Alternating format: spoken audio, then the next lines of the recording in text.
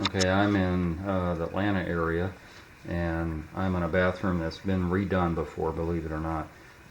This was builder's grade tile, I guess, in this entire smaller bathroom and shower, and the customer had hired somebody, and this is what we're looking at. We're looking at a really crappy job. There's so much going on here, I don't have the time to spend on it, but I'm going to show you what I can. You know, bull nose for a transition, which popped up. The floor is way off level. You see it slopes over to the left. If you notice where the toilet sets flush on the floor in the front and then the back, but in the middle it's got a huge gap. So the floor is really bad. The toilet wasn't set right. You can see the bolts, you know, are sticking up with the cap sitting on top. It's just it's comical. This backsplash that came with this nice vanity was supposed to be center, and there's an inch and a half going on over there, and it's almost flush over there. So, you know, he glued it to the wall that way, and that's a little bizarre. But that's not as bad as it gets. So here is the worst. And again, I don't have enough room on my video camera, nor do I have enough battery time to go through everything that's wrong in here, because there's nothing right. The only thing I can see right that was done in here is that the shower pan was wrapped around the curb. Otherwise, this is the drain. It's a square drain. I gotta get a flashlight. It's a square drain that is just horribly done wrong, with the tile horribly done wrong. Look at the dips and everything that's going on in here. I think what he ended up doing, look at how high that is in the corner. I think what he ended up doing was setting the tile straight to the mortar. When he poured the mortar in here, he didn't let it dry overnight. He just set the tile directly on top of the mortar and pushed it down in certain places, which it dried that way. Like I said, excuse me, there's a lot of things going on here. You know, you got 5/8 sheetrock going on here with 1/2 inch Durarock, so the two don't match up. So, well, since they don't match up, let me just go ahead and stick this bull nose inside and have it go flush somewhat, although it's deeper. And so you got lippage, you know, you got no, where this bull nose meets that one, there's no 45 cut. I guess there was a piece in here that he didn't put, or maybe it fell out. He was trying to avoid this hook, and so rather than taking the hook off, you know, he made a transition this way, going all the way up, which was idiotic. The lippage on here is so profound that I think most of the tile have lippage of some sort.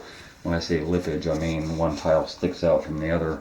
You got lippage here, you got lippage, you got bad spacing, you got, you know, 1/2 inch of grout here, and then 1/4 inch over here.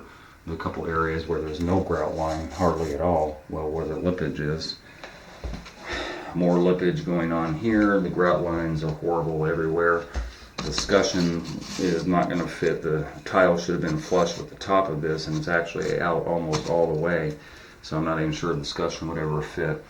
The shower fixture itself doesn't match up to the drain. In fact, the fixture itself is probably a foot away from the curb, so they didn't even take the time. The shower head is that same foot away from the outside, so the shower head should have been somewhere around here, along with the shower valve, along with the shower drain, and so they never even moved it, you know, to an appropriate area. The corners in here, look at that. The corners are just horrifically bad. I mean, look at that down here. That tile got pushed way into the wall, and you know, the mortar and the I don't even know if it's mortar. I think this is grout. It was just smeared all over the tile and let dry, and it, you know, look at this. This is the border. So the border started to go across here, and then went across the top, and an extra piece cut in, and then we put some of more of the border here, and decided to put the 2 inch on here, which isn't even. It actually, you can't see it probably, but it dips in. You know, so it dips in. So it's a water trough is what it is. You know, I can't even, look at here. On this side, you got a solid piece of tile. On this side, well, we don't have enough tile, so let's do 3 pieces instead of a solid piece. And, you know, it's like, you know, make up your own words, because I'm running out of words to describe. Look, we don't know what we're doing here. I mean, I don't even know what he was thinking. Like, we got border going on this wall, and then stopped, and then let's just throw tile in here, and whoops, yeah, we got border to put in here, so let me continue on. I don't know, you know, 2 tile border here, 2.5 here, no border here. Look at that. That's almost an inch of grout line going on here. You know, just horrible. Oh, this is beautiful too. The bull nose is on the outside edge of this wall, or the inside edge of this wall, so we're going to just go ahead at some point and put an 1.5 inch strip down here in the center, and, you know, forget the fact that we could have put the bull nose out here and had a solid piece going across. No, let's do it the hard way. I don't even know, you know, when I first came in here and started looking around, it was so overwhelming of all the mistakes that were made with a bathroom that is, for all intents and purposes, well, it's not usable, not intensive purposes, period, not usable at all. But it's, you know, 99% done. You know, like 1% of the work didn't get done, and then everything else is done and not functional. Nothing here can be salvaged at all. There's nothing here that can be salvaged except the fixture itself, and that still has to be moved over center of the wall. Otherwise, everything has to come out. All this tile, the shower pan, the floor, everything has to be done all over again. And just, you know, total waste of money, total waste of time, total waste of material, you know, for no purpose whatsoever. Just money gone. It's just, you know, it's really as bad as I've ever seen a tile job. And, you know, the reason I do these videos is to let people know what to look out for. You know, look out for stuff like this, that you can get a finger in here on this grout line and, you know, stop the contractor, stop whoever it is you hired, just stop them dead in their tracks, and you know, don't throw money away.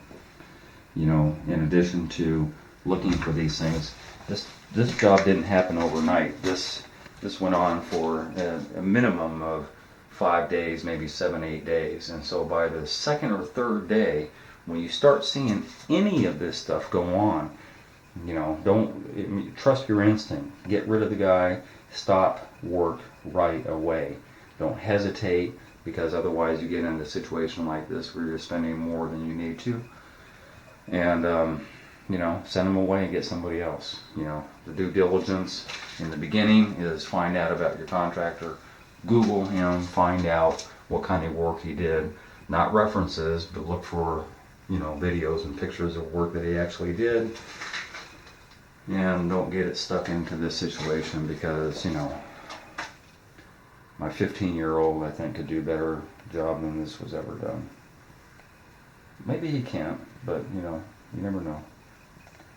This floor is just amazing. Look at that.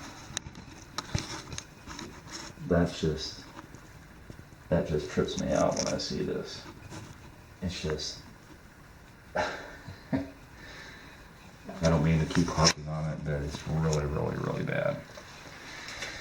And so that's all I have to say. I've already said too much, so I'm gonna step out of here. I don't know that I'll be doing this job, but I just wanted to show everybody how bad it can get, and again, remind you to do your due diligence.